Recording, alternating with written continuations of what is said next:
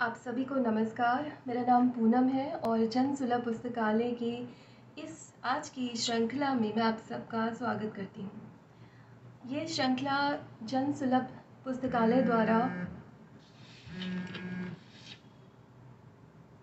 चलाई जा रही है, जो कि मूर्धन्य रचनाकार आदरणीय कुंवर नारायण जी पर केंद्रित है। हम बहुत सारी कविताओं का पाठ यहाँ पर मैं करूँगी। यहाँ कविताओं का पाठ एक ख़ास वजह से किया जा रहा है और इसके लिए हमने एक ख़ास तरह का पाठ का भी चुनाव किया। मुझे अर्पण जी ने बताया कि वो चाहते हैं कि तीसरा सप्तक से मैं कविताओं का पाठ करूं, तो बहुत मेहनत भी लगी इस वजह से कि अब तीसरा सप्तक कहाँ से लिया जाए। तो बहुत खोजबीन करके मुझे अर्पण कुमार जी ने इस किताब का PDF उपलब्ध कराया, जिसमें से मैं कुछ कविताओं का पाठ आप सबके समक्ष करूँगी। लेखक के व्यक्तित्व के बारे में अगर बात करूँ तो कुंवर नारायण एक ऐसा नाम है जिनको हम किसी एक तरह से जिनका परिचय हम किसी एक तरीके से नहीं दे सकते। उनके लेखकीय व्यक्तित्व में कई सारे आयाम जुड़ते हैं और सबसे बड़ी बात है कि उनका नाम उन प्रतिष्ठित और सम्मानित लेखकों में शुमार है जिन्हें साहित्य की गुटबंदी से बिल्कुल अलग रखकर देखा जाता रहा है। ये एक बड़ी बात है और एक अपवाद भी है। कुंवर नारायण के साथ हम ये चीज़ देख पाते हैं और उनका रचना कर्म है, उनका जो रचनात्मक जीवन रहा है, उसमें हम कई आयामों में ये चीज़ हम देख सकते हैं। कहते हैं लेखक का जो व्यक्तित्व होता है वो ना सिर्फ उसकी लेखनी से बल्कि उसके व्यवहार से, उसकी बातचीत से, जिस तरह से वो अपने पाठकों को एक सौगात देता है लिखने की, उससे वो किस तरह से संवाद करता है, उससे उसके आसपास का जीवन कैसा है, उनमें वो किस तरह से रमता है, उससे बहुत सारी चीज़ें होती है जिनसे एक लेखक का व्यक्तित्व बनता है। हाँ, ये बात अलग है कि लेखक का व्यक्तित्व पूरी तरह से लेखन हो, ये एक महत्वपूर्ण पक्ष होता है, पर इसके आसपास बहुत सारी चीज़ें जुड़ती हैं जो एक लेखक को लेखक बनाती हैं। तो यहाँ मैं कहीं पढ़ रही थी तो मुझे पता चला कि गुटबंदी का शिकार न वो थे, न किसी को होने देते थे। ये वाकई बहुत सुंदर बात है। और जब भी मैं कुंवर जी की तस्वीरों को देखती हूँ तो एक अजीब सी शांति उनको देखकर मिलती है। यहाँ मैं अनुराग वत्स का नाम लेना चाहूँगी। मैंने कई सारी सुंदर तस्वीरें अच्छी सी फ्रेम में उनकी टाइमलाइन पर मैंने देखी है। एक तस्वीर का मैं जिक्र यहाँ करना चाहूँगी ख़ास तौर पर, जिसमें कुंवर नारायण एक सोफे पर बैठे हैं और खिड़की से बाहर देख रहे हैं। खिड़की से पूरा आकाश दिखाई दे रहा है।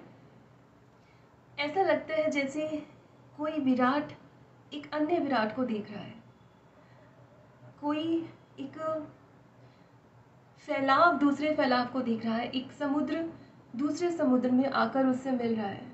ऐसा लेखकीय व्यक्तित्व मुझे लगता है कुंवर जी का था और वही चीज़ हम उनकी कविताओं में भी देखते आते हैं। तो ऐसे में जब मैं गुटबंदी की बात करती हूँ, उनके लेखकीय व्यक्तित्व की बात करती हूँ, तो मुझे लगता है कि वो कुंवर जी सर्वमान्य हैं और रहेंगे। 19 सितंबर 1927 को फैज़ाबाद उत्तर प्रदेश में जन्मे कुंवर जी अपनी शिक्षा, जो हमारी पारंपरिक शिक्षा पद्धति होती है, उसे वो पसंद नहीं करते थे।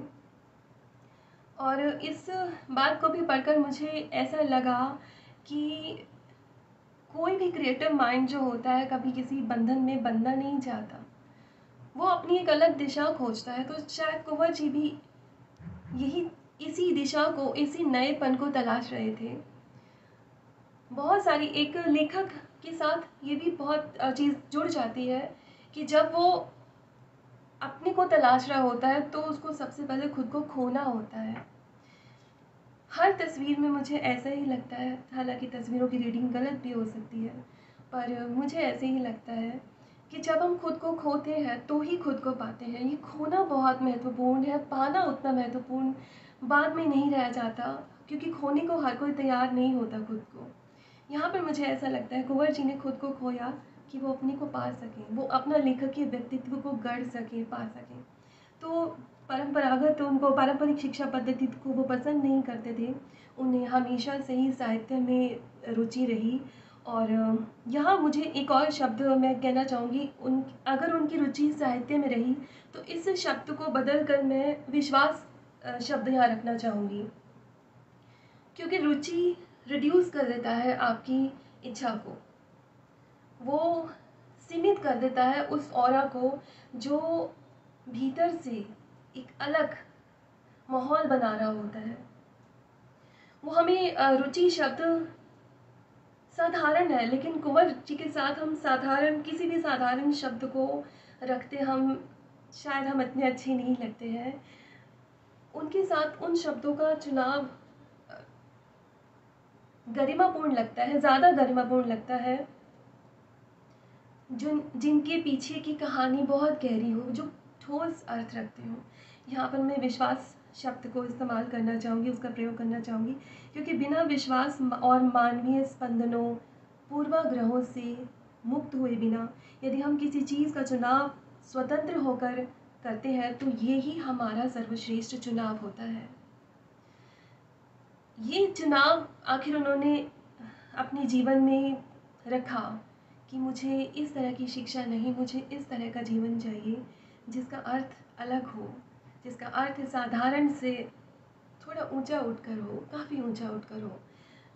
और यहाँ पर फिर मुझे उनकी वो कविता याद आती है जब वो शिखर पर एक अंतिम लक्ष्य पर पहुंचकर ये भी बताना चाहते हैं कि तब भी मनुष्य अकेला था और बहुत सारी और भी साधारण चीज़ों में वो अकेला ही रहता है, और जब अपना अंतिम लक्ष्य पा लेता है तब भी वो अकेला ही रहता है।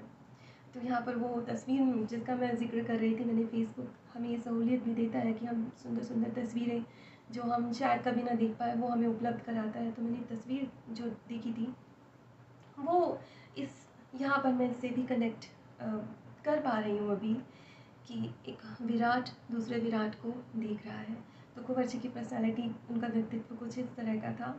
और इससे पहले मैं और आगे बहुत सारी बातें करूं जो कि मुझे लगता है बहुत सारे लोगों को पता भी होंगी, लेकिन क्योंकि हम कुंवर जी को यहाँ पर इकट्ठा हुए हैं याद करने के लिए, तो वो बहुत सारी बातें आएंगी बार बार और हम उसके साक्षी बनेंगे।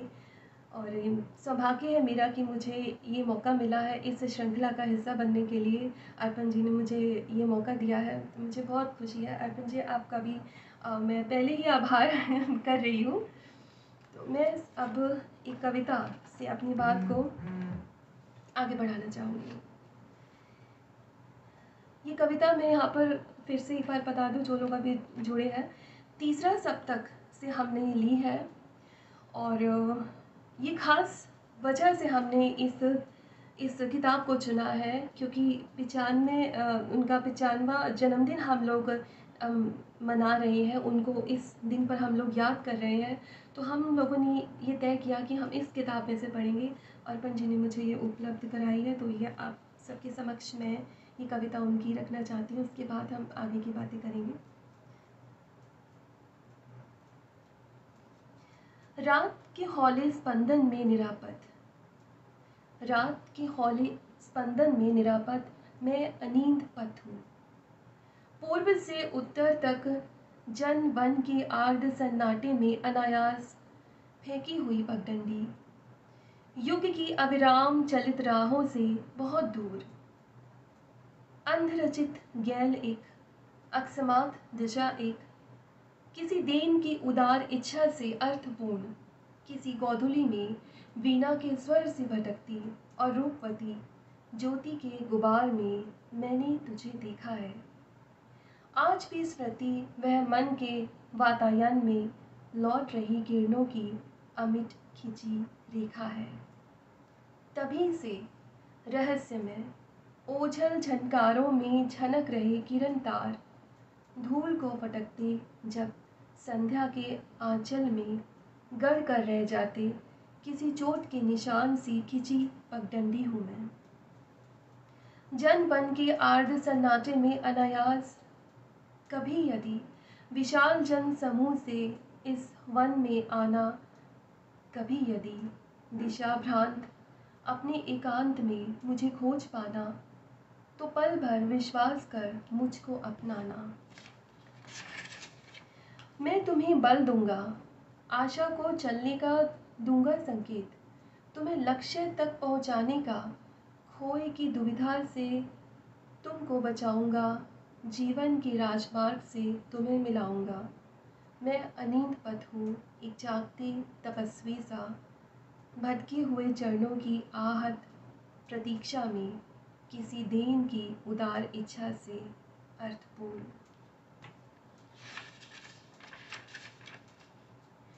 तो ये एक कविता थी। कुंवर जी की कविताओं से गुजरते हुए बार बार ऐसा लगता है कि उनके पास सिर्फ शब्दों का अथाह संसार नहीं है, उनके पास मान्यताएं हैं।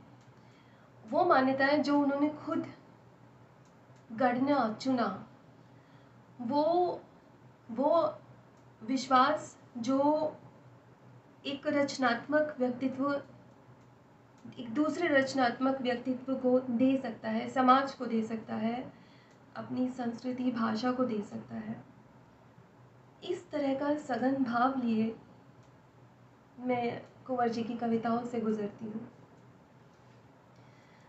और यहाँ पर मैं ये भी बताना चाहूँगी कि कुंवर जी को हम केवल एक कवि के रूप में नहीं देख सकते। कवि रूप उनका अपने आप में संपूर्ण है, लेकिन कुंवर जी का व्यक्तित्व सिर्फ कवि होना नहीं था,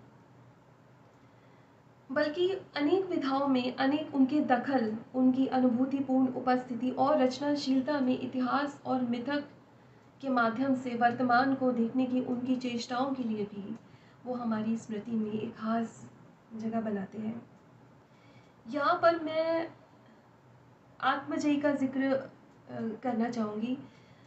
आत्मजयी, क्योंकि आत्मजयी एक ऐसी किताब है, एक ऐसी पुस्तक है, एक ऐसी कृति है जो बहुत सारे सवाल खड़े करती है।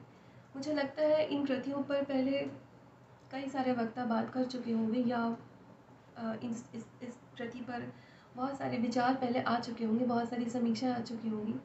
पर क्योंकि हम एक तरीके से हम कुंवर जी को नई दृष्टि से देखने का प्रयास कर रहे हैं, क्योंकि हर बार जब भी कवि को देखा जाता है तो उसमें से कुछ नया निकलता है, एक नया कवि निकलता है, एक नया रचनाकार निकलता है।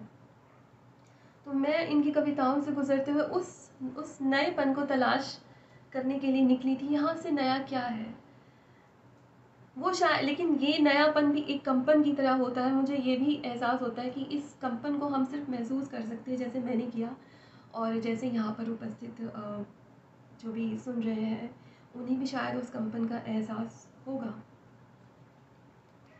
एक असाधारण कवि की असाधारण पहचान यही होती है, मुझे ऐसा लगता है। आत्मजयी का मैं जिक्र कर रही थी, तो मैं यहाँ पर बताना चाहूँगी कि आत्मजयी के माध्यम से कुंवर जी ने मृत्यु जैसे शाश्वत सत्य को कठोपनिषद का माध्यम बनाकर अद्भुत व्याख्या के साथ उसे हमारे सामने रखा। यहाँ मैं इसलिए जिक्र कर रही हूँ क्योंकि मेरे पास कुंवर जी की 2 किताबें हैं, एक आत्मजयी है और दूसरी का जिक्र मैं थोड़ी देर में करूँगी। और इसी बात को हम आगे बढ़ाते हुए उनकी एक और कविता तीसरा सप्तक से मैं आप सबके सामने रखना चाहती हूँ। कविता का शीर्षक है हम शायद वर्तमान का असली रूप नहीं, हम शायद वर्तमान का असली रूप नहीं, हम कुछ अतीत है जिसका भावी स्वप्न अभी घटने वाला।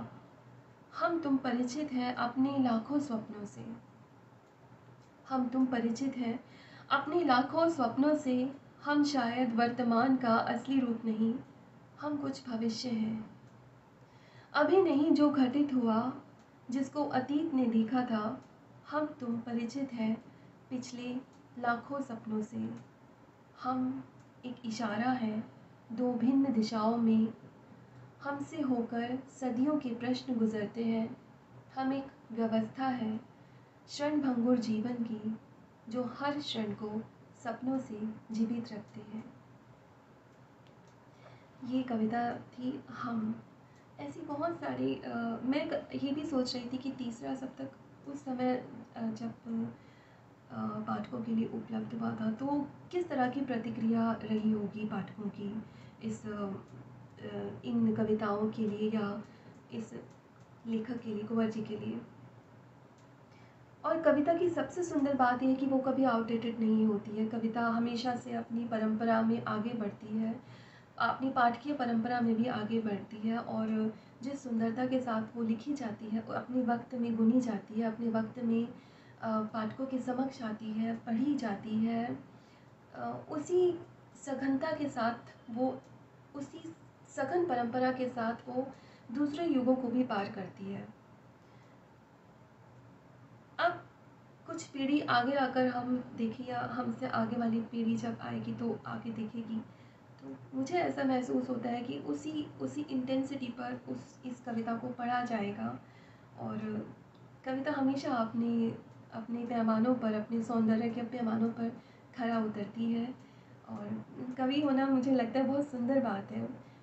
गद्य के साथ हम इस खूबसूरती को कंपेयर हालांकि नहीं कर सकते, पर कई बार मेरे मन में ये बात आती है कि जो गद्यकार होते हैं और जो कवि होते हैं, उनका फ़र्क क्या है आखिर। लेखन वो भी करते हैं, लिखते वो भी हैं, विधाएं अलग हैं, लेकिन उसको साधा कैसे जाता है, उसको अपनाया कैसे जाता है, उसमें कौन से गुण होते हैं जो कविता और कहानी को हल्का सा एक अलग अलग दिशा दे देते हैं।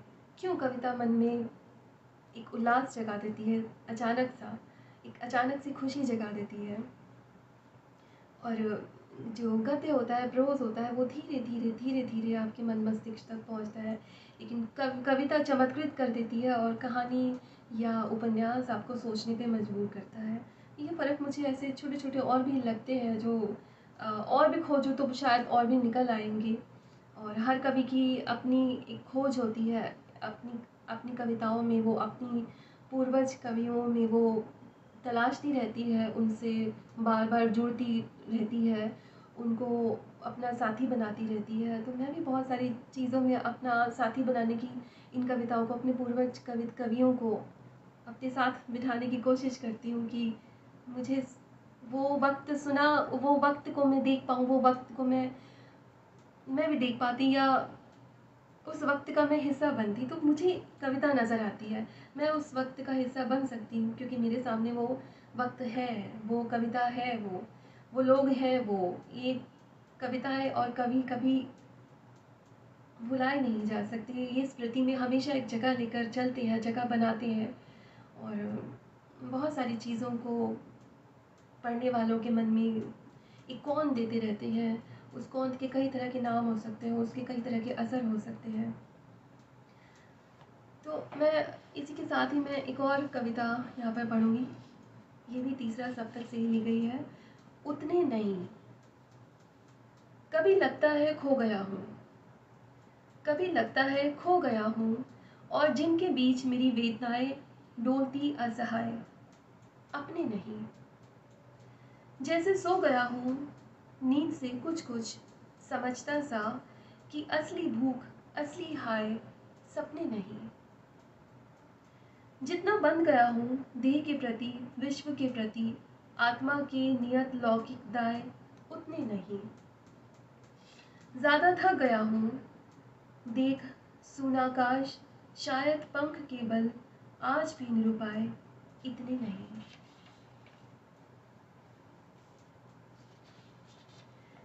कुंवर जी को मैं पूरी तरह से मानवीय संवेदनाओं का कवि कहूँ तो मुझे लगता है गलत नहीं होगा, क्योंकि वो समाज लिखते हैं, मानव का मन लिखते हैं, उसकी पीड़ा को लिखते हैं। पीड़ा हर युग में होती है, हर तरह की पीड़ा होती है। हर बार वो वही चोट देती है जो पहली बार मिली हो, पीड़ा का रंग वही रहता है। इस पर कोई कवि इस पर मोर पंख रखता है, कोई कवि इस पर कटाक्ष करता है, कोई कवि इसका घोर विरोध करता है, और कोई कवि अंदर से टटोल कर कुछ नए सत्य निकाल कर लाता है। कुंवर जी के बारे में मैं ये आखिरी जो कैटेगरी मैंने निकाली थी, मुझे लगता है मैं उसमें उसमें इस इसमें देखना चाहूँगी कि वो कठोरता से कठोरता तो नहीं, एक एक आजमाइश के साथ वो आगे आते हैं और अपनी कविताओं में अपने समाज को टटोलते हुए, अपनी समाज की पीड़ाओं को टटोलते हुए उसमें से प्रश्न निकाल कर पाठकों के सामने रखते हैं। वो चाहते हैं कि इनका जवाब पाठक खुद ढूंढें। अब उनके पास अपना जवाब है, लेकिन वो चाहते हैं कि ये युग जिन चीज़ों के साथ गुजर रहा है उस पर सोचें।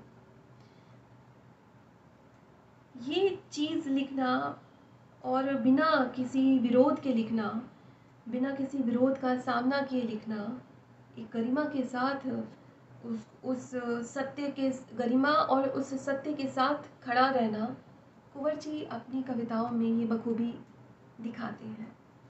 जिस समृद्ध काव्य की मैं बात कर रही हूँ, ये हमें महसूस होती है, हर पल महसूस होती है, हर कविता में महसूस होती है। मैं इसे यही कहूँगी कि ये सीधे तौर पर एक कवि का व्यक्तित्व है जो लक्षित हो रहा है उनकी कविताओं में। इसके साथ मैं एक और कविता आप सबके सामने रखना चाहूँगी, भूता घर। बहुत छोटी सी कविता है ये, लेकिन इतना मार्मिक है। एक पंक्ति में सिर्फ 2 शब्द हैं। ये पुल है एक्चुअली, दरअसल उस कई जीवन अलग अलग जीवन को जोड़ने के ये पुल है, ये शब्द नहीं है। इनमें गहरी वेदना है। बिल्कुल वीरान मानो हो शमशान, बिल्कुल वीरान मानो हो शमशान, बरसों से खाली है यह खाली मकान। बिल्कुल वीरान मानो हो शमशान, बरसों से खाली है ये खाली मकान। इसका कोई नहीं वर्तमान या भविष्य, इसमें बस रहता है एक भूत विद्यमान। अब कहते हैं कविता की बहुत सारी व्याख्याएं हो सकती हैं, हर पाठक अपनी तरह से कविता की व्याख्या करता है। तो यहाँ इस छोटी सी कविता के कई सारे मायने हैं जो उस समय का समाज ही नहीं, आज का समाज, आज की वीरानगी, आज का अकेलापन, आज का एकाकीपन भी लक्षित कर रहा है।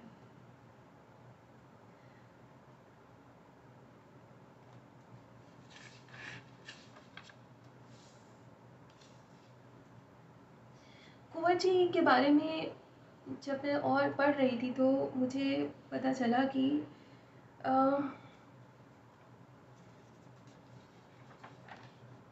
कुंवर जी, जैसे मैंने पहले भी बताया कि गुटबाजी से तो दूर रहे ही, और उन्होंने अपनी भाषा पर बहुत गहनता से काम किया। अच्छे अनुवाद उन्होंने किए, उनकी कविताओं के भी अनुवाद हमारे सामने आ चुके हैं, और लगातार वो फिल्मों पर उनके आलेख प्रकाशित होते रहे हैं। अन्य कलाओं पर भी उन्होंने बहुत कुछ लिखा है। ये एक किताब है लेखक का सिनेमा, कुंवर जी की है, और गिरी चतुर्वेदी के संपादन में है। यहाँ वो एक बात लिखते हैं अपनी भूमिका में जो मुझे लगा कि मैं आप सबके सामने इसे रखूं। ये अपनी समीक्षाओं के बारे में यहाँ पर लिखते हैं।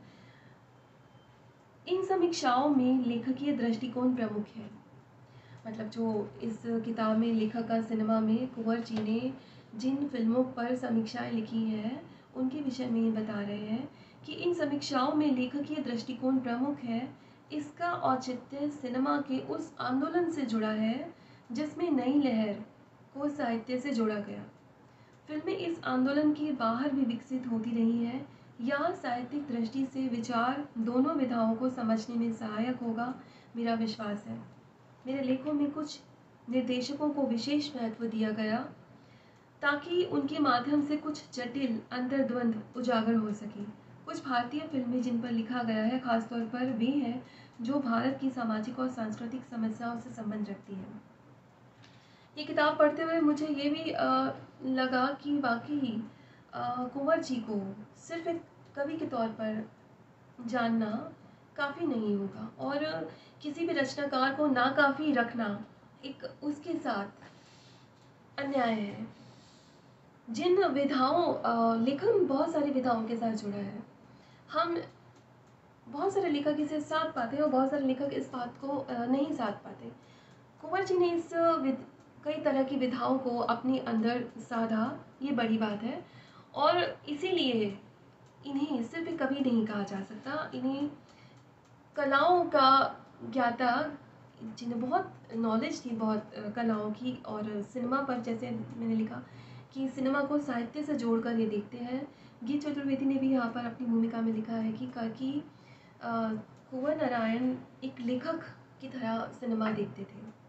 लेखक की तरह सिनेमा देखना मतलब उसके सूक्ष्म ब्यौरों में जाना, उसके सूक्ष्म ब्यौरों की पड़ताल करना, उसके सूक्ष्मता में गहनता से उतरना, धीमी धीमी धीमी लेकिन एक धीमी प्रक्रिया होती है जो बहुत कुछ निचोड़ लेती है, सोख लेती है और शब्दों के रूप में वो सज कर सामने आती है। एक कड़ी प्रक्रिया से गुजरते हुए जब हम कुंवर जी को देखते हैं तो हमारे सामने उनकी कई सारी विधाएं सामने आती हैं, एक से बढ़कर एक, कहीं कोई कमी नहीं। और मैं तो मतलब ये कहते हुए भी अच्छा नहीं लग रहा है कि हम ये बोलें कि वो विधा में उन्होंने सुंदर लिखा या इस विधा में ऐसा लिखा नहीं। लेखक को, एक रचनाकार को गुनने वाला मन हमेशा रहता है, और जिस स्तर पर एक लेखक जाकर लिखता है उसी संवेदना के स्तर पर पढ़ने वाले को भी अपने आप को पूरी तरह से खाली करना होता है उस नए पन को भरने के लिए, चाहे वो पाठक लेखक खुद क्यों ना हो।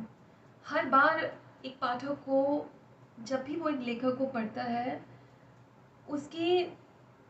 उसको अपने अंदर से वो चीज़ें खाली करनी पड़ती हैं जो उसके पूर्वग्रह बने होते हैं, जो उसके अंदर भीतर की मान्यताएं होती हैं, तभी वो एक अन्य लेखक को आत्मसात कर पाता है।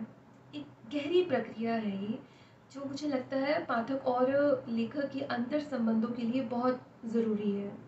इसके बिना कोई पाठक लेखक नहीं हो सकता, लेखक पाठक नहीं हो सकता। और साधारण पाठक, जैसे हम बोले कि बहुत सारे ऐसा होते हैं जो लिखना नहीं चाहते, जो सिर्फ पढ़ने को इंजॉय करना चाहते हैं, जो सिर्फ पढ़कर अपना परिष्कार करना चाहते हैं, अपने आप को कई सारे जीवन में देखना चाहते हैं, कई सारे जीवन का अनुभव लेना चाहते हैं, साहित्य से, फिल्मों से, कविताओं से, कला की अन्य विधाओं से। तो उनके लिए मुझे ऐसा ही लगता है, जब मैं किसी चीज़ को पढ़ती हूँ तो अपनी सारी भरी हुई चीज़ों को मैं खाली कर देती हूँ। ये बेस्ट तरीका लगता है मुझे एक अन्य लेखक को पढ़ने का, और कुंवर जी के साथ तो ये ज़रूर करना चाहिए, करना ही पड़ेगा, नहीं तो कुंवर जी नहीं समझ में आ सकते। उस गहरी संवेदना में जाए बिना, उस गहन दृष्टि को देखे बिना हम अपनी दृष्टि कुंवर जी की इस दृष्टि के साथ नहीं रख सकते हैं। यहाँ पर मैं तीसरे सप्तक से ही एक और कविता आप सबके सामने रखना चाहती हूँ।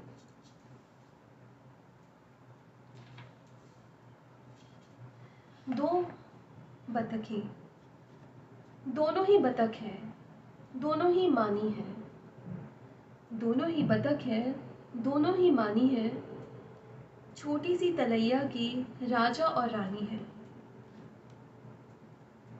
गंदे हो सौदे हो, मुझको मराल है, हीरे के दो टुकड़े गुदड़ी के लाल है।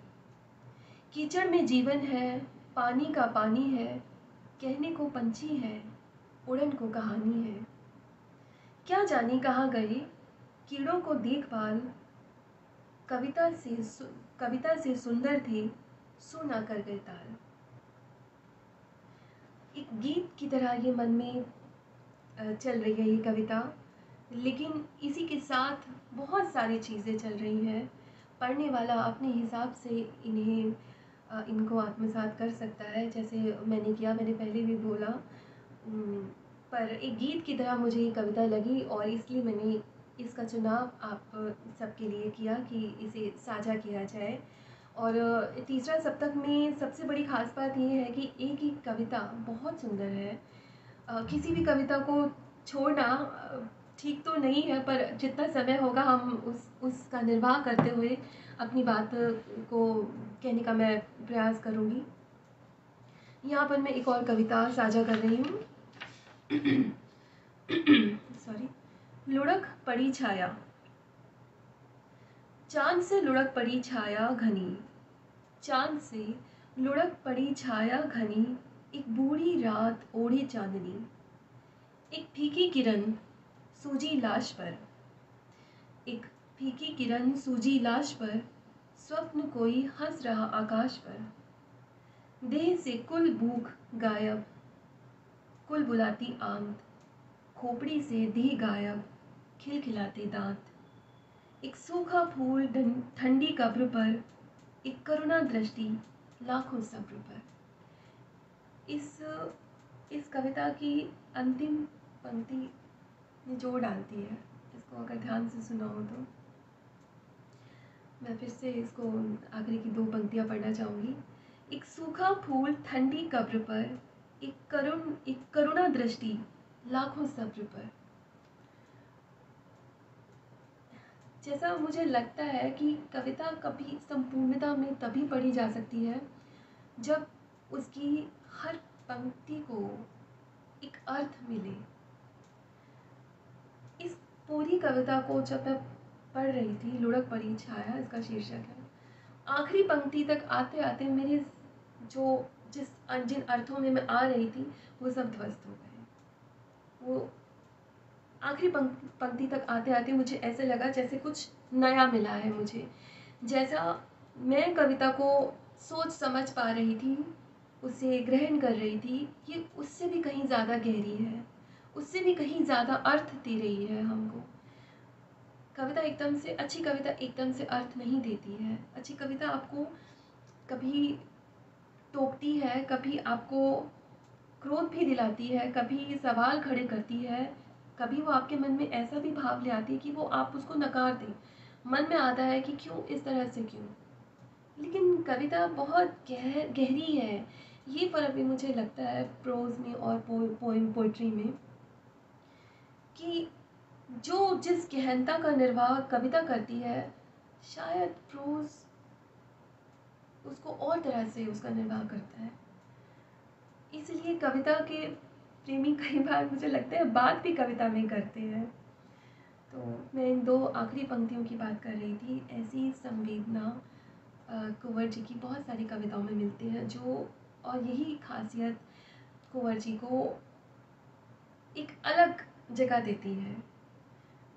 वो उस जगह पर दिखाई देते हैं जहाँ पर दूर दूर तक उनके जैसा कोई नहीं दिखाई देता। सब अपनी अपनी खासियत में है, सब अपनी अपनी जगह पर है, लेकिन कुंवर जी एक ख़ास जगह अपने लिए बना लेते हैं। उनका एक ख़ास ऑरा अपना वो निर्मित कर लेते हैं। इसके लिए बहुत ज़ोर लगाना पड़ता है। ऐसा नहीं कि आप बहुत ज़बरदस्ती से ही करते हैं। इसके लिए संवेदनाओं में घुसना, संवेदना को जीना, संवेदनाओं से अनुभव लेना एक मार्मिक प्रक्रिया है। आप सामने से क्या देखते हो, आप समाज में, अपने आसपास के जीवन में कितनी कड़वी सच्चाइयाँ देखते हो, उसको किस करुणा में कन्वर्ट कर देते हो। ये एक अच्छे कवि का काम होता है। एज इट इज़ बयानबाजी लिख देना जिसका अर्थ इतना सपाट लगे कि आप जो पढ़ रहे हैं वही है उसका अर्थ। मुझे लगता है कि वो कविता शायद इतनी अच्छी नहीं बन पाती है। लेकिन जब कविता आपके सामने आती है और आप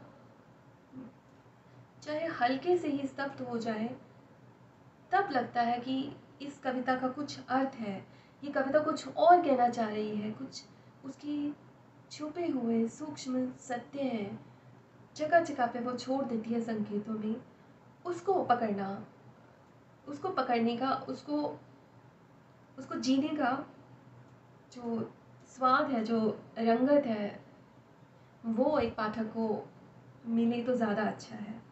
कुंवर जी के साथ ये बहुत, मैं सारी कविताओं को पढ़कर मुझे ऐसा ही लगा, या कोई ब्यौरा नहीं है, कोई बयानगी नहीं है, जैसे कविता को होना चाहिए, एक अमूर्त यथार्थ के साथ एक अमूर्त रच देती है, और उसी में हम उस जगह को, उस जीवन को, उस सत्य को टटोलने लगते हैं जो कुंवर जी ने संगीतों में जगह जगह पे छुपाया होता है।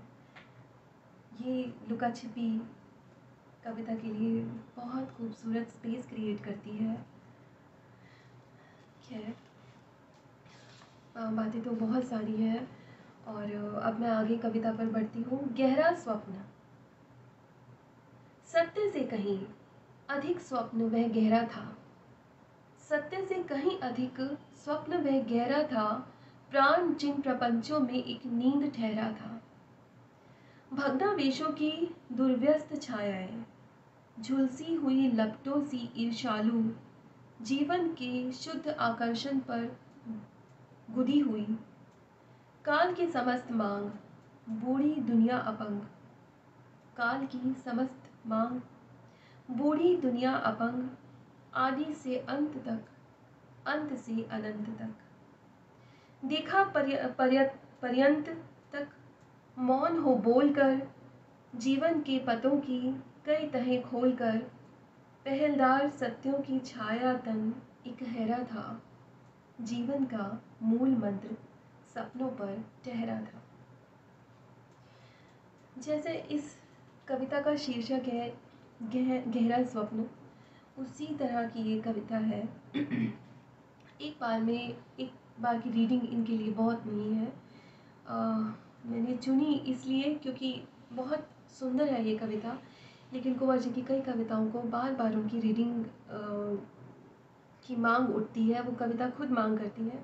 इतनी जल्दी से हर कविता अपने सत्य को नहीं खोल पाती, हर बार वो एक ऐसा ऑरा रचती है कि पाठक उसमें से नए सत्यों की तलाश कर सकता है, होते भी हैं उसमें।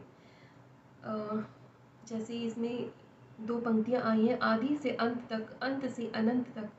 देखा मौन हो बोलकर, जीवन के पतों की कई तहें खोलकर, पहलदार सत्यों की छाया तन इकहरा था, जीवन का मूल मंत्र सपनों पर ठहरा था। मैं इसको दोबारा से पढ़ गई आधी कविता को, तो क्योंकि बीच में छोड़ना मुझे ठीक नहीं लगा। तो यही बात मैं बार बार महसूस करती रही कुंवर जी की कविताओं के साथ, कि एक अंतर्द्वंद भी अगर वो लिखते हैं तो वो उस अंतर्द्वंद को उजागर नहीं करते पूरी तरह से। वैसे भी अंतर्द्वंद एक उजागर करने की स्थिति में होता तो अंतर्द्वंद होता नहीं है, और इस चीज़ को हम कुंवर जी की कविताओं में देख पाते हैं। उनकी लेखकीय दृष्टि एक अलग ही मुकाम हासिल करती है, और जिस तरह की वातावरण में, जिस तरह के संग साथ में वे रहे, जिस तरह की उन्होंने शिक्षा पाई, जिस तरह का उन्होंने मन माफिक अपना काव्य रचा, जिस तरह से उन्होंने अपने मन के अनुसार, अपने मन के अनुरूप अपनी कविताओं में समाज को देखा, अपने आसपास को देखा, दिशाओं को देखा, भ्रमों को देखा, संदेहों को देखा, उस तरह से उन्होंने उसे लिखा है। लेकिन डिकोड करने के लिए पाठक को बहुत मेहनत करनी पड़ती है कि वो ठीक उस अर्थ पर पहुंच सके जो एक कवि का मंतव्य था।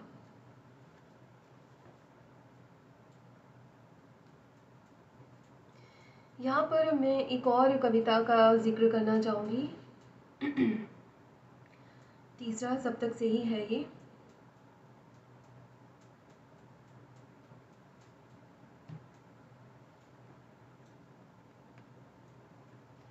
थोड़ी सी आगे पीछे हो गई मेरे मोबाइल में, तो 1 मिनट का समय मैं ले सकती हूँ। तब तक कुंवर जी के लेखन में सिनेमा देखते थे, ये आपने सही कहा। अच्छा सिनेमा सिर्फ देखने की वस्तु नहीं होनी। हाँ, बिल्कुल ठीक कहा आपने। ये दृष्टि अपने अंदर डेवलप करना लेखक के लिए एक चुनौती भी हो सकता है और एक गहन संवेदना का विषय भी हो सकता है।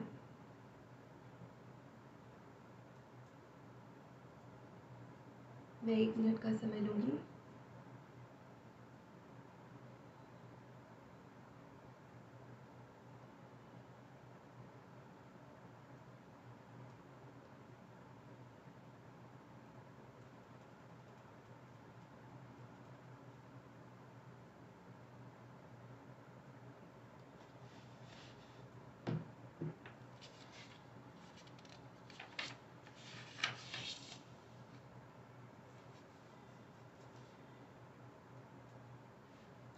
इस बीच में मैं ये भी बताना चाहूँगी कि इस किताब में, लेखक का सिनेमा में एक लाइन आती है जो ये चतुर्वेदी की भूमिका में से है, लेकिन ये है कुंवर जी की ही।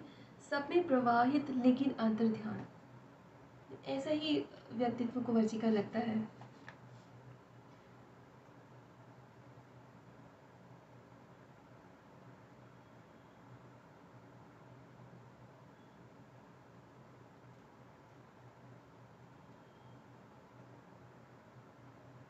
अब क्योंकि कविताएं इस मोबाइल में थी तो मैंने दूसरे में डाली है ये, इसलिए मुझे थोड़ा सा समय लग रहा है और मैं माफ़ी चाहूँगी इस बात के लिए।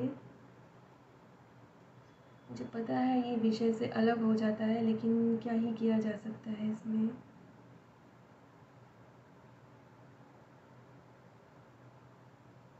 ये कुछ टेक्निकल चीज़ें होती हैं या फिर हमारी लापरवाहियाँ भी होती हैं या फिर हमारे अचानक से किए गए बदलाव भी होते हैं, जिनको पाठकों को भी और दर्शकों को भी झेलना पड़ जाता है कई बार।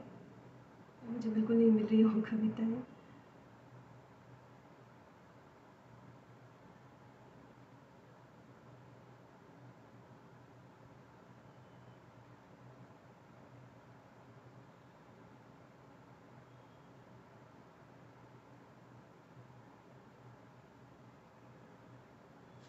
खैर मुझे लगता है समय भी हो चुका है और मैंने 7 कविताएँ पढ़ दी हैं।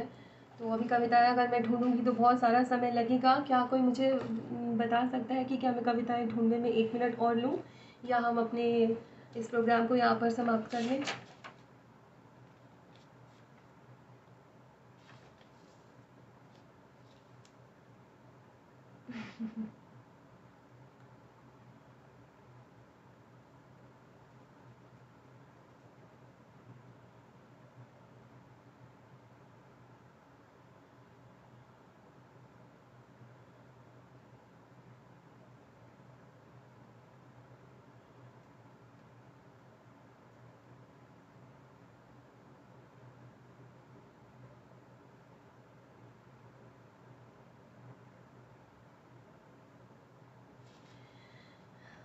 मुझे लगता है इसमें समय लगेगा और अब हमारे प्रोग्राम का समय लगभग समाप्त भी हो ही चुका है।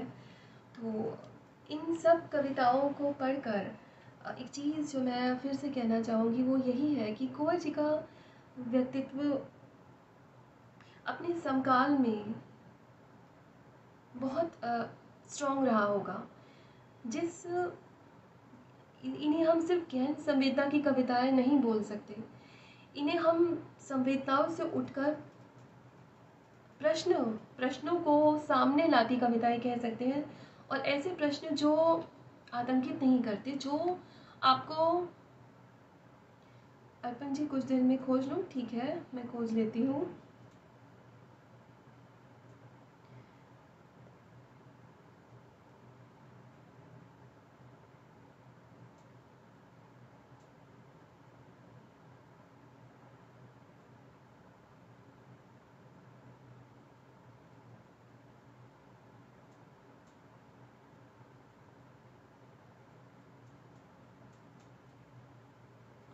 ये अचानक के बदलाव हमें तंग करते हैं। मैं फिर से इसके लिए माफ़ी चाहूँगी।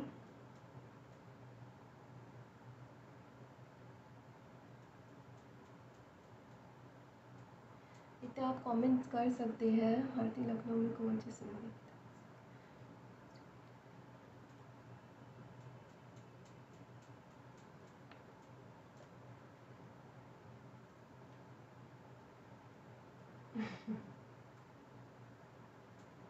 हाँ, मैं यही बोल रही थी, जैसा कि किन्होंने कमेंट किया है, ये अशोक मिश्रा जी ने किया है। बिल्कुल सही लिखा आपने कि हर पाठक अपनी हर कविता का अलग अर्थ निकालता है। तो कुंवर जी भी जैसे आपको जताया कि हाँ, उन्हें भी एक नया अर्थ मिला है, ये वाकई एक कवि के लिए भी बहुत सुंदर बात होती है। उसे भी वो दुनियाएं नहीं पता होती जो एक पाठक खोज के लाता है उनकी रचनाओं में से। और मुझे पूरा यकीन है उनके आसपास में रहने वाले लोग चमत्कृत भी होते होंगे। और सोचने का विषय तो ये है ही।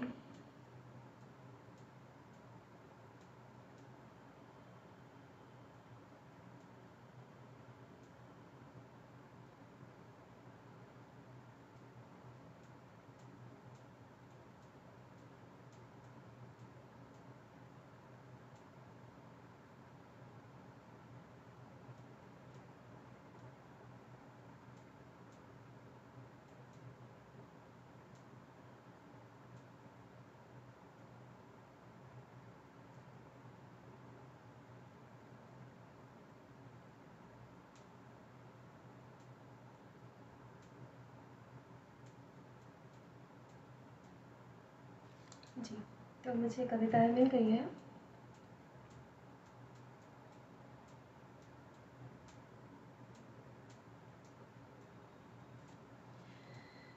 एक ये कविता मैं आप सबके सामने रखना चाहूँगी। ये पंक्तियाँ मेरे निकट आई नहीं, मैं ही गया उनके निकट। ये पंक्तियाँ मेरे निकट आई नहीं, मैं ही गया उनके निकट। उनको मनाने ढीठ आबाद है इकाइयों को पास लाने, कुछ दूर उड़ते बादलों की बेसवारी रेख, या खोते निकलते डूबते तिरते गगन में पक्षियों की पांख लहराती, अमा में छलछलाती रूप मदिरा देख, सरिता की सतह पर नाचती लहरें। बिखरे फूल अल्हड़ वंशरी गाती, कभी भी मेरे पास नहीं आए, मैं गया उनके निकट उनको बुलाने, गौर से गैर से अपना बनाने, क्योंकि मुझ में पिंडवासी है कहीं कोई अकेली सी उदासी, जो कि ऐहिक सिलसिलों से दूर कुछ संबंध रखती उन पराई पंक्तियों से, और जिसकी गांठ भर में बांधता हूँ किसी विधि से, विविध छंदों के कलावों से। इस तरह की कविताएं, इस तरह का भावबोध लेकर कुंवर जी अपनी कविताओं में हमारे समक्ष आते हैं। एक और कविता है उनकी, खामोशी हलचल। खामोशी भी और हलचल भी, ये इसका शीर्षक पढ़कर मुझे भी लगा था कि ये किस तरह की होगी। हालांकि हर कविता मंत्रमुग्ध ही नहीं करती। हर कविता आपको एक अलग तरह से, एक अलग अ, भीतर ही भीतर एक अलग तरह का संवाद करने का आपको पूरी जगह देती है। आपको आपकी मनोस्थिति पूरी उस तरह की बना देती है कि आप इन कविताओं को लेकर एक अलग तरह का संवाद कर सकें कवि मन से। एक कवि मन को जानना वाकई बहुत खूबसूरत है। उसी कवि मन को तलाशते हुए अभी ये अगली कविता मैं आप सबके सामने रख रही हूँ, खामोशी हलचल। कितना खामोश है मेरा कुल आसपास, कितना खामोश है मेरा कुल आसपास, कितनी बेखास्ता है मेरी चीज़ें उदास। दरवाजे खुले हुए सुनते कुछ बिना कहे, बेवकूफ़ नज़रों से मुंह बाएं देख रहे, चीज़ें ही चीज़ें हैं, चीज़ें बेजान हैं। चीज़ें ही चीज़ें हैं, चीज़ें बेजान हैं, फिर भी यह लगता है बेहद परेशान है। मेरी नाकामी से ये भी नाकाम है, मेरी नाकामी से ये भी नाकाम है, मेरी हैरानी से ये भी हैरान है। टिक टिक कर एक घड़ी चुप्पी से कुचल रही, लगता है दिल की ही धड़कन को निगल रही। कैसे कुछ अपने आप गिर गिर जाए, पड़ जाए, खनक कर भनक कर लड़ जाए, भिड़ जाए। लगता है बैठा हूँ भूतों के डेरे में, सजे हुए सील बंद एक बड़े कमरे में। सदियों से दूर किसी अंधे उजियाले में, अपनों से दूर एक पिरामिडी घेरे में, एकटक घूर रही मुझको बस दीवारें। जी करता उन पर चाहे मत्था दे मारे, चिल्लाकर गूंजों से पत्थर को थरा दे। घेरी खामोशी की दीवारें बिखरा दे, इन मुर्दा महलों की मीनारें हिल जाएं, इन रोगी ख्यालों की सीमाएं घुल जाएं। अंदर से बाहर आ सदियों की कुंठाएं, बहुत बड़े जीवन की हलचल से मिल जाए। ऐसा विराट दृष्टिकोण दो किनारों को, दो सिरों को जोड़ता हुआ, एक तरफ जहाँ खामोशी की वो बात करते हैं, दूसरी तरफ उसी जगह पर, उसी एक सिरे के दूसरे सिरे पर चल रही हलचल की वो बात करते हैं। खामोशी से शुरू होती हुई हलचल, ये साधना इतना सरल नहीं होता जब तक कोई कवि उस यात्रा में खुद नहीं उतरता। एक इन सुंदर, मैं इन्हें सुंदर भी नहीं कह सकती कि इन्हें सुंदर कविता कहकर मैं इन्हें, इनके लिए उपमाएं अभी मुझे सूझ नहीं रही है। विचार है इन कविताओं में, गहनता है, अंतर्द्वंद्व है, सब दिशाओं को देखकर एक अपनी दिशा बनाने जितना साहस है, उस दिशा को एटलीस्ट आइडेंटिफाई करने की क्षमता है। ये सब चीज़ें लेकर कुंवर जी का काव्य एक विराट जगह को घेरता है, उस अथाह सौंदर्य को हमारे सामने लाता है जिसमें से हम एक फूल नहीं चुन सकते, जिसमें हर फूल है। कुछ फूल के साथ कांटे आते हैं, कुछ फूलों के साथ सुगंध हमें मिलती है, कुछ फूलों के रंग हमें प्रेम याद दिला देते हैं, कुछ फूलों के रंग हमें कोई किसी पुरानी पीड़ा को हमारे सामने ले आते हैं, और कुछ ऐसी चीज़ें होती हैं जिन पर हम सोचकर उनसे बचने का रास्ता खोजने की कोशिश करते हैं। और कुछ ऐसी भी चीज़ें आपको कुंवर जी की काव्य में मिल जाएंगी जो बहुत मजबूती से किसी शय को खारिज करने के लिए आपको शक्ति भी दे देती है। मतलब इतना एक ऐसा सच जो कवि ने खुद ने महसूस किया हो, उस सत्य की गिरहा गिरहा खोलकर संकेतों में आपके सामने लेके आते हैं। एक और कविता तीसरा सप्तक से ही, क्योंकि हमने बहुत मेहनत से अर्पण जी ने इसे खोजा है, तो मैं चाहती हूँ कि ज़्यादा से ज़्यादा कविताएं ये यहाँ पर पढ़ी जाएं, और मेरा भी सौभाग्य है कि हम उन्हें सब याद कर रहे हैं और अपने वरिष्ठों को, अपनी सुंदर कवियों को अपने सामने हमेशा रखना, उनकी कविताओं के द्वारा हमेशा से एक ताकत देता है। ये करना वाकई एक सौभाग्य की बात होती है, मुझे ऐसे लगता है। तो बहुत ज़्यादा मैं भावुक हो जाऊँ, क्योंकि भावुक होना मुझे अच्छा लगता है, भावुकता मेरा गुण है, तो वहाँ से मैं नहीं जाऊँगी। आज मैं सिर्फ कुंवर जी को याद करने के लिए, और उनकी कविताएं जो तीसरा सप्तक जो बहुत मुश्किल से ढूंढा है अर्पण जी ने, मुझे उपलब्ध कराया है, ये इसकी कविताएं ज़्यादा से ज़्यादा मैं कवर करने की कोशिश करूँगी। बातें तो मेरे पास बहुत सारी कुंवर जी के लिए। जाड़ों की एक सुबह, रात के कंबल में दुबकी उजियाली ने धीरे से मुंह खोला। नीड़ों के कुलबुल कर अलसाया अलसाया पहला पंछी बोला। दूर कहीं चीख उठा सीले स्वर से इंजन, भर्राता खास खोस फिर छूटा कहर कहर। कड़वी आवाज़ों से, खामोशी चलनी से, सिसकी पर सिसकी भर गई ट्रेन क्षितिज पार। क्रमश ध्वनि डूब चली, चुप्पी ने झुंझला कर मानो फिर करवट ली, ओढ़ लिया ऊपर तक खींच सन्नाटे को, धीरे से उड़का कर नींद के खुले द्वार, वह निकली तेज हवा। पेड़ों से सर सर सर कांप रहे ठिठुरे से पत्ते थर थर थर थर। शबनम से भीगे तन सुमन खड़े सिहर रहे।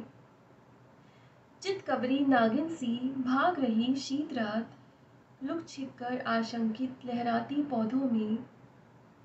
बिछलन सी चमकदार छोड़ गई कोहरे की केंचुल अपने पीछे। डसती ठंडी बयार तालों के समतल तक लहरों से चौंक गए।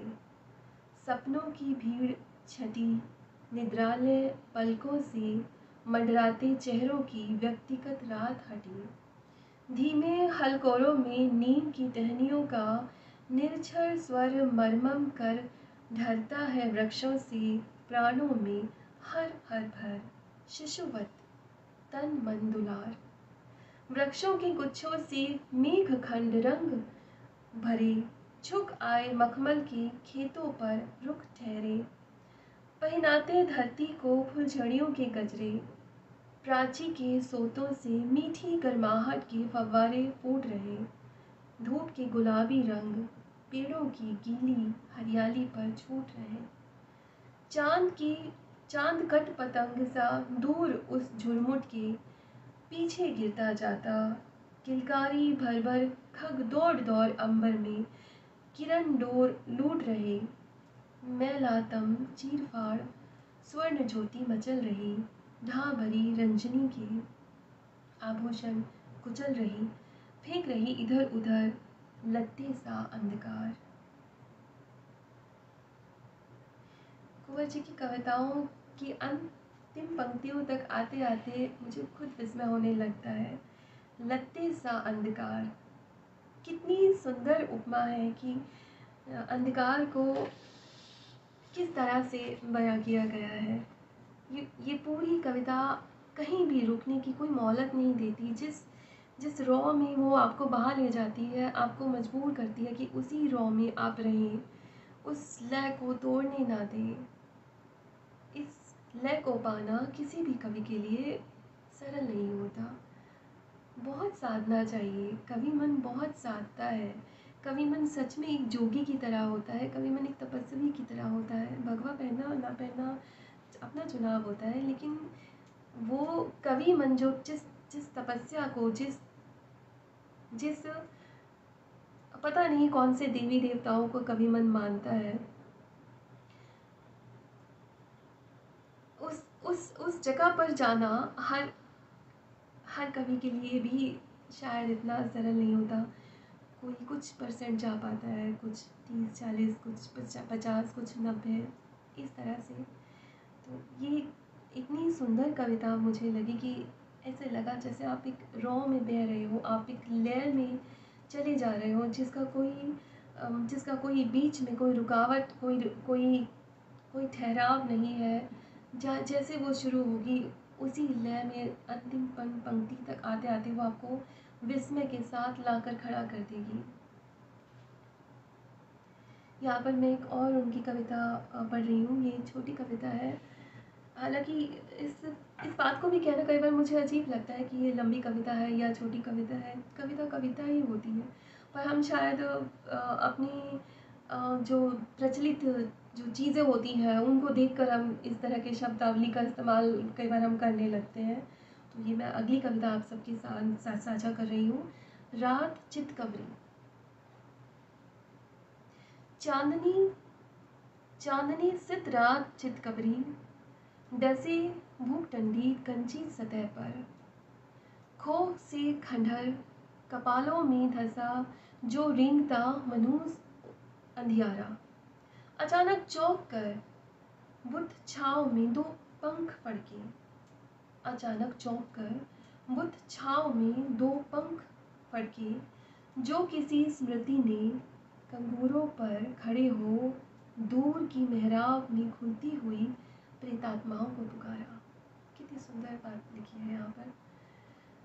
अचानक चौंक कर बुद्ध छाँव में दो पंख फड़के, जो किसी स्मृति ने कंगूरों पर खड़े हो दूर की मेहराब में घुसती हुई प्रेतात्माओं को पुकारा, प्यार की अतृप्त खंडित आत्मा, प्यार की अतृप्त खंडित आत्मा आश्वस्त हो, वह दर्द जीवित है तुम्हारा, वह दर्द जीवित है तुम्हारा।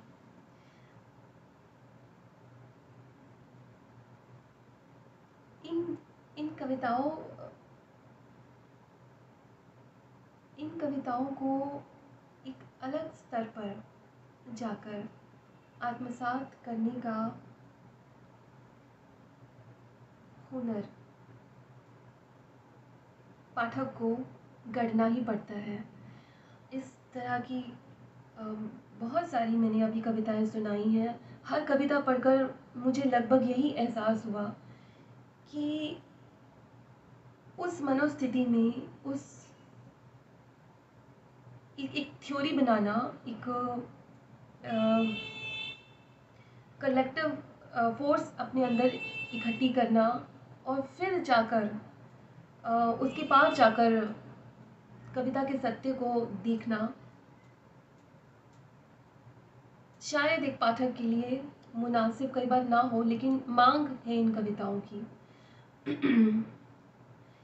एक देह का निर्माण करती हैं ये कविताएं, लेकिन उस देह के अंग अंग को पहचान करना ये पाठक को करना पड़ता है। जैसे पाठक की आंखों पर पट्टी बन जाती है और वो कुछ तलाश रहा है, अब इसे किस तरह से आइडेंटिफाई किया जाए कि इस देह में कहाँ आँखें हैं, कहाँ बाल हैं, कहाँ होठ है, कहाँ विचार है, कहाँ कोई गीत है, ये तलाशना पड़ता है।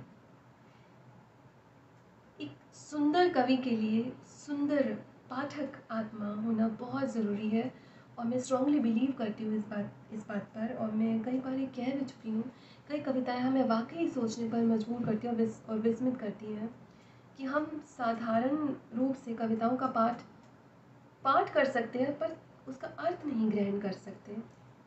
उसके लिए एक खास तरह की मनोस्थिति को बनाना पड़ता ही है। और अभी मैं कई बार देखती हूँ कि हमारी जो यंगर जनरेशन है, युवा पाठक भी हैं, कई बहुत सारे अच्छे पाठक हैं। मुझे कई बार मेल आते हैं और मैं अभी जैसे ये प्रोग्राम हो तो मुझे मेल आएंगे, रिस्पॉन्ड करते हैं मुझे बहुत खुशी होती है। और जब मुझे पता चलता है कि ये वाली कविता आपने ऐसे पढ़ी थी, उसका ये अर्थ था, आप इसका अर्थ हमें बताएंगी, तो मैं सच में ये सोचती हूँ कि युवा पाठक हमारे तैयार हो रहे हैं। और बहुत संख्या तो नहीं मुझे दिखती है, लेकिन है। कलाओं और साहित्य के प्रति पर विश्वास रखने वाले लोग आज भी हैं। और कोई भी मन तब तक सच्चा नहीं हो सकता जब तक वो कविता की गहन संवेदना में अपना सच नहीं मिलाता। ये अपना सच देखना एक चुनौती होता है बहुत बड़ी। कई बार हम अपने सच को खुद भी नहीं एक्सेप्ट कर पाते, हमें मेहनत करनी पड़ती है उस सच को अपनाने में, उस सच को इस अपने अंदर लेने में कि हाँ ये हो चुका, आगे क्या। कविता का सच भी उसी तरह की दुविधा क्रिएट करता है, दुविधा के बादल बना देता है, जिसमें पाठक को उसे दूर करते करते उस अर्थ के बिंदु तक पहुंचना होता है। इतना सरल मुझे नहीं लगता कविता के पास जाना इतना सरल है। ये काम कौन कर पाता है, ये भी लोग कम हैं। पर जैसे मैंने बताया कि कुछ युवा लोगों के मेल आते हैं तो मुझे पता चलता है, मुझे बहुत खुशी होती है कि हाँ, कविता को आज भी तलाशा जा रहा है। एक चीज़ और मुझे लगती है कि कविता में तर्क आ जाते हैं कई बार, तो आप तर्कों से कविता को कि कविता तर्कों से कविता की तुलना, कविता को नहीं आप आइडेंटिफाई कर सकते, उसको जस्टिफाई नहीं कर सकते। तर्क यथार्थ में आपके एक महत्वपूर्ण भूमिका निभा सकते हैं आपके यथार्थ में, लेकिन काव्य में नहीं। ये मेरा अपना मानना है, हो सकता है किसी और की मान्यता इस बारे में अलग हो, तो मुझे आप कमेंट करके भी वैसे बता सकते हैं।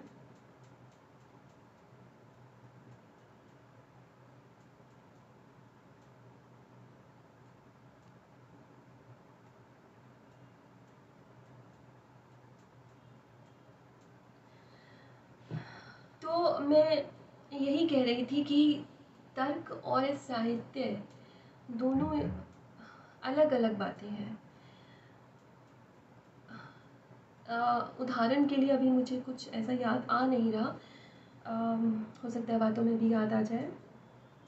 जब हम किसी चीज़ जो यथार्थ में एग्जिस्ट करती है और हम उसको अपनी कविता में किसी और तरह से दर्शाने की कोशिश करते हैं, जो कि काव्य में करना भी चाहिए और कवि इस तरह से करते भी हैं, लेकिन उस यथार्थ की तंतु तंतु में तर्क ढूंढना एक पाठक के लिए ही खतरनाक बात है। वो फिर हर चीज़ काटेगा कविता की, वो कवि को भी नकारेगा, वो कविता की हर पंक्ति पर सवाल खड़े करेगा, पहली पंक्ति को दूसरी पंक्ति से अलग बताएगा, और ये भी बताएगा कि चांद की चांदनी कैसे बात करती है, या चातक पक्षी जो है किस तरह से वो रहता है, या प्रियतमा को चांदनी रात में अपनी प्रेमी की याद आती है तो उसमें चांदनी का क्या अर्थ है, या इस युग में ये बात नहीं हुई थी तो इस युग का जिक्र क्यों किया गया। ये तो बहुत क्रांतिकारी बातें हैं। ये ऐसा, जैसे अमूर्तन में तर्कों का कोई मतलब नहीं है। यहाँ पर मैं यही कहना चाहूँगी, मुझे जो जो लगता है कि कविता को तर्कों से दूर रखना चाहिए, साहित्य, पूरे साहित्य को दूर रखना चाहिए। कविता शुद्ध विशुद्ध रूप से एक भाव जन्मने वाली विधा है, जो आपको सुंदरता देगी, आपके अंदर प्रश्न उठाएगी, आपके अंदर जिज्ञासाएं पैदा करेगी, आपके सामने नई राहें खोलेगी। जिंदगी तर्कों पर ऊपर से चलती है, लेकिन ज़िंदगी को भीतर से चलाने के लिए जो शक्ति चाहिए होती है वो सिर्फ और सिर्फ भावना होती है। कविता वो शुद्ध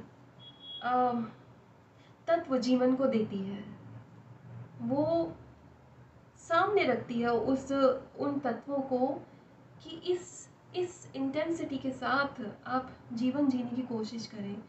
ये एहसासों का शहर है कविता, जिसमें हर गली, हर चौराहे पर तमाम तरह की सुंदर भावनाएं बिखरी पड़ी हैं। आप उन्हें अपने रिश्तों में डालिए, आप उन्हें अपने कामकाज में डालिए, आप उन्हें अपनी मित्रताओं में डालिए, आप उन्हें अपने लिखने पढ़ने में डालिए। सब कुछ संवार देती है वो। जहाँ पर तर्क आ गया वहाँ पर बहस है, जहाँ पर तर्क आ गया वहाँ पर कलह है, जहाँ पर तर्क आ गया वहाँ पर आपने क्रांति तो कर दी, अपने आप को ठीक ठहराने के लिए उचित, आपने अपने आप को साबित कर दिया, लेकिन अंदर अंदर कुछ दरक जाता है। तो मेरा ऐसा मानना है कि काव्य से अगर आप जुड़े हैं तो सारे तर्कों को छोड़ दीजिए, उस उसे भावनात्मक स्तर पर आत्मसात करने की ज़रूरत है। तर्कों का साहित्य में, कविता में कोई मतलब नहीं। जो मैं देखती हूँ कुंवर जी की कविताओं में, यहाँ पर तर्क नहीं है, यहाँ पर सिर्फ और सिर्फ सुंदर भावनाएं हैं।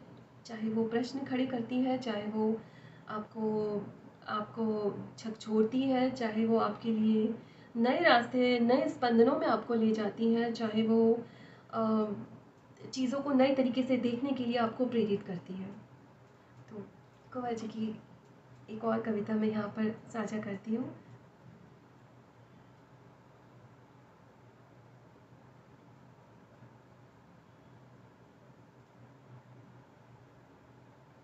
संपाति।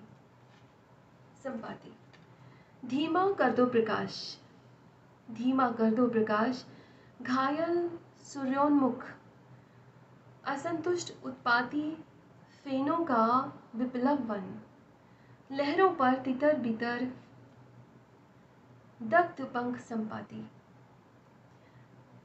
ठंडे अंधेरे की एक सुखद फाहे को जलती शिराओं पर धीमा कर दो प्रकाश, मोम की दीवारें गल ना जाए, सपनों की लाक्षागृह जल ना जाए, प्यार के पैमाने द्रवित नेत्र छल ना जाए। धीमा कर दो प्रकाश, कांच के गुब्बारे, सोने की मछलियाँ, कुछ नकली चेहरे, कुछ मिली जुली आकृतियाँ, ओस की बूंदों से चमक रहे रजत द्वीप घुल ना जाए। धीमा कर दो प्रकाश, पर्णकुटी की छाया शीतल है, धीमा कर दो प्रकाश, पर्णकुटी की छाया शीतल है, पाँव के नीचे फिर धरती का दृढ़ तल है। गर्म दे नील नयन, गर्म दे नील नयन, क्षितिज पार उद्यन, प्राणों में एक चलन, उस ज्वलंत आंधी को स्मृतियाँ फिर मिल न जाए। धीमा कर दो प्रकाश, धीमा कर दो प्रकाश। इसी के साथ मैं एक और कविता पढ़ती हूँ तीसरा सप्तक से ही, और फिर हम इस प्रोग्राम के समापन की तरफ पढ़ेंगे। टूटा तारा कविता का शीर्षक है। तारा दिखा तम के अथाह में, वह नन्ही सी ज्योति शिखा मन से कुछ नाता जोड़ गई। तारा चमका, अजनबी पराई दुनिया से ममता आकर कुछ मोह हृदय में छोड़ गई। तारा टूटा, आलोक विमजित स्फुलिंग की वह दरार सहसा छाती को तोड़ गई। तारा टूटा, तारा फूटा, भू तक झपटी विहल जिंदगी की दिव्य धार तम के अलंग को फोड़ गई। तारा खोया, पर गति उसकी मेरी भी जीवन गति सहसा अज्ञात दिशा में मोड़ गई। हमें लगता है कई बार कुछ कविताओं के साथ कि इनका पाठ थोड़ा सा मुश्किल है। हाँ, हो सकता है मुश्किल है, लेकिन कविता सिर्फ पाठ नहीं होती, कविता एक अर्थ होती है, कविता एक कंपन होती है, कंपन महसूस होती है पढ़ने और सुनने वाले को, तो ही कविता का अर्थ है। यहाँ पर एक और कविता मैं आपके सामने प्रस्तुत करना चाहती हूँ। उतने नहीं, कभी लगता खो गया हूँ,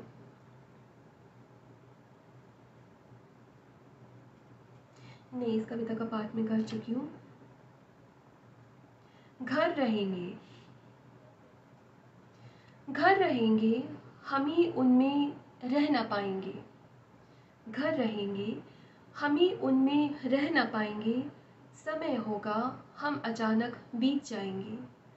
अनर्गल जिंदगी ढोते किसी दिन हम एक आशय तक पहुँच सहसा बहुत थक जाएंगे। मृत्यु होगी खड़ी सम्मुख राह रोके, हम जगेंगे यह विविधता स्वप्न खो के, और चलते भीड़ में कंधे रगड़ कर हम अचानक जा रहे होंगे कहीं सदियों अलग होके। प्रकृति और पाखंड के ये घने लिपटे बटे ऐंठे तार, जिनसे कहीं गहरा कहीं सच्चा मैं समझता प्यार। मेरी अमरता की नहीं देंगे ये दुहाई, मेरी अमरता की नहीं देंगे ये दुहाई। छीन लेगा हमें, छीन लेगा इन्हें हमसे देह सा संसार। राख सी सांझ बुझे दिन की घिर जाएगी, वही रोज संस्कृति का अपव्यय दोहराएगी। एक और कविता मैं आपसे साझा कर रही हूँ। मैं चाहती हूँ ज़्यादा से ज़्यादा कविताएं हम तार सप्तक से आपके समक्ष रखें, क्योंकि इसे ढूंढने में हमें समय लगा। और अर्पण जी की मेहनत है, उनका उनका योगदान है इस जनसुलभ पुस्तकालय का कि वो अपने कवियों को बहुत प्यार से याद करता है, सम्मान देता है। तो ये उनकी मेहनत के लिए मैं चाहती हूँ कि जिस शिद्दत से उन्होंने पीडीएफ ढूंढा इस तीसरे सप्तक का, सारी कविताएं आप तक पहुंचा सकूं। जो सोता है उसे सोने दो, जो सोता है उसे सोने दो, वह सुखी है। जो जागता है उसे जगने दो, उसे जगना है। जो भोग चुके उसे भूल जाओ, वह नहीं है। जो दुखता है उसे दुखने दो, उसे पकना है। जो जाता है उसे जाने दो, उसे जाना है। जो आता है उसे आने दो, वह अपना है। जो रहा है, जो रहेगा, उसे पाना है। जो मिटता है उसे मिटने दो, वह सपना है। कई बार मुझे लगता है कि कविता क्या नहीं होती। जब हम कविता के गुणों की बात करते हैं कुछ चर्चाओं में या कुछ आपसी बैठकों में, तो इस तरह की बातें आती हैं कि कविता में भाषणबाजी नहीं होनी चाहिए, कोई सीख नहीं होनी चाहिए, कोई शिक्षा नहीं होनी चाहिए। कविता ऐसी होनी चाहिए जो आपके अंतर मन तक अपनी बात कह भी जाए और आपको फूल की जैसी, पंख की जैसी हल्केपन से एहसास दे। और वही मुझे इस कविता को पढ़ते हुए लगा। जो सोता है, इसमें कुछ ऐसा नहीं कहा गया जो काव्य शास्त्र के नियमों का उल्लंघन कर रहा है। हालांकि नियम एक कवि अपने नियम खुद बनाता है, खुद तय करता है, खुद उन रास्तों पर चलता है और खुद ही मोहर लगाता है। लेकिन फिर भी कुछ चीज़ें ऐसी होती हैं जिन्हें बार बार चिन्हित किया जाता है। उनमें से ये बातें जो मैंने अभी कही वो है। और कुंवर जी की ये कविता पढ़ते हुए ऐसा ही लगा कि कितनी लय है, कितनी गति है, कितना कितना आराम से, कितना सहजता से हम इससे गुजर के चले जाते हैं और पता चल जाता है कि जीवन में जो हो रहा है वो होना ही था, जीवन में जो होगा वो होकर रहेगा। एक शाश्वत सत्य को आपके सामने रखता है जो आप जानते हैं, हम सब जानते हैं हमारे जीवन के सत्य क्या है, हमारे जीवन के गुनाह क्या है, हमारे जीवन की चाही हुई चीज़ें, अनचाही हुई चीज़ें क्या हैं, पर हम उन्हें एक्सेप्ट नहीं करते, हम उनको सुनना नहीं चाहते, हम खुद से खुद को बोलना नहीं चाहते। इसके लिए हमें अभ्यास करना पड़ता है, इसके लिए हमें मेडिटेशन से लेकर बहुत सारी चीज़ों से गुजरना पड़ता है, उपदेशों से गुजरना पड़ता है। कविता हमें वो बिना उपदेश दिए, बिना कोई क्लास लिए, बिना कोई अभ्यास के हमारे सामने वो सच सामने लाती है, जिसमें हम अपना सत्य को घोलते हैं, अपने सत्य को कवि के सत्य के साथ, कविता के सत्य के साथ घुलनशील कर देना एक नए सत्य को जन्म देता है, आपके अपने सत्य को जन्म देता है, जिसकी हर पाठक को ज़रूरत होती है। किसे नहीं चाहिए अपना सत्य, कौन नहीं चाहता अपने सत्य को देखना। हम बहुत बार इग्नोर करते हैं, हमें हमारे सामने ही हर चीज़ होती है लेकिन हम उसे देखना नहीं चाहते। कविता आपको ये पूरा स्पेस देती है, पूरी मोहलत देती है कि आप अपने सत्य को देखिए, आप उस सत्य को अपनाने के लायक है या नहीं, आपने जिन चीज़ों को अपने जीवन से जाने देना है क्या आप में उतना साहस है या नहीं, या बहुत सारी चीज़ों के लिए आप बाहें फैलाए हुए हैं, कोई और बाहें फैलाए हुए हैं, आप उसमें समाने के योग्य है कि नहीं, इतनी काबिलियत आप में है या नहीं। ये चीज़ आपको काव्य देता है। और कुंवर जी की इस कविता को पढ़कर आप सबके सामने रखकर मुझे ये बात याद आ गई। अर्पण जी, समय हो चुका, या हम और पढ़ें? मैं मेरे पास कुंवर जी के लिए बहुत सारी बातें हैं, मैं कई घंटों तक मैं उनकी कविताओं पर बात कर सकती हूँ, पर मुझे लगता है समय हो चुका है और दर्शक भी धीरे धीरे कम होते जा रहे हैं। तो यहाँ आप मुझे बताएं कि हम प्रोग्राम का समापन कर लें।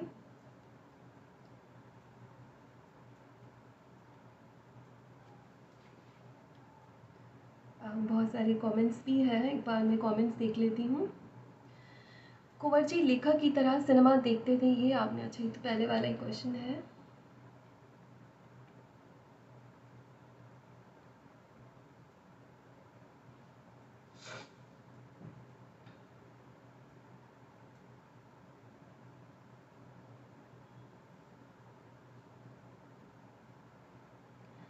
अशोक जी का कहना है, तर्क के बिना कोई भी कविता कविता नहीं हो सकती। मुक्तिबोध। रघुवीर सहाय, श्रीकांत वर्मा, सर्वेश्वर दयाल सभी तार्किक कवि हैं। छायावादी कवि हाई भावनाओं के आवेगी होते हैं। हो सकता है, मैं यही कह रही हूँ कि यथार्थ की अपनी जगह है।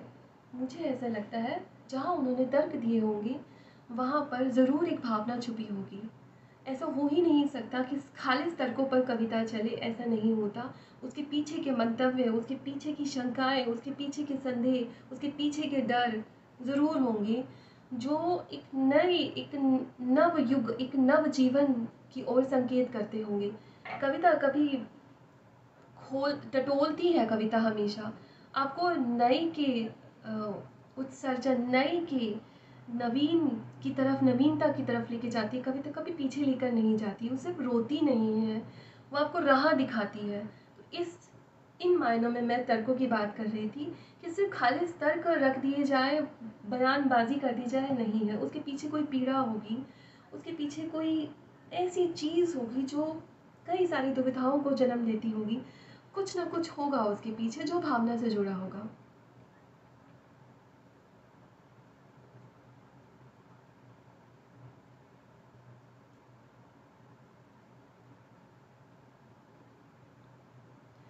तो मुझे लगता है अब लगभग 1.5 घंटा होने वाला है और बहुत सारी कविताओं का और भी पाठ किया जा सकता है, बहुत सारी बातें भी की जा सकती है, लेकिन अभी मुझे लगता है कि हमें इजाज़त लेनी चाहिए। और मैं जनसुलभ पुस्तकालय का, अर्पण जी का आभार व्यक्त करना चाहती हूँ।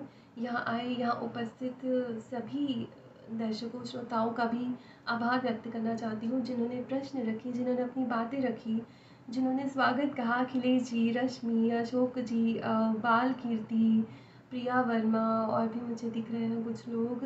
आप सबका बहुत बहुत आभार। और अपूर्व जी भी हैं, मुझे दिख रहे हैं, और संजीव जी भी दिख रहे हैं, और भी लोग दिख रहे हैं। अच्छा लगा मुझे आप सब आए, मनीष जी भी दिखे थे यहाँ पर। इस तरह की बातों में जब हम इकट्ठे होकर सुनते हैं, बात करते हैं, एक नवीन दृष्टि हमारी भी बनती है। और होनी भी चाहिए ऐसी चर्चाएं, ऐसी बातें, इस तरह की वाद विवाद छोटे छोटे, नहीं ऐसा नहीं ऐसा था, इस तरह की चीज़ें ही आपको नया करती हैं। बार बार हम अपना परिष्कार करते हैं। मैं परिष्कृत होने में बहुत विश्वास रखती हूँ। हर दिन आपको नया बनाता है। जिस दिन नया नहीं बने, आपने वो दिन खोया है, मुझे ऐसे लगता है। तो इन्हीं बातों के साथ मैं आप सबसे इजाज़त लेना चाहती हूँ। आप सबका फिर से बहुत बहुत आभार। अब आप मुझे इजाज़त दीजिए। Good night. और आप सब अपना ख्याल रखिए। धन्यवाद।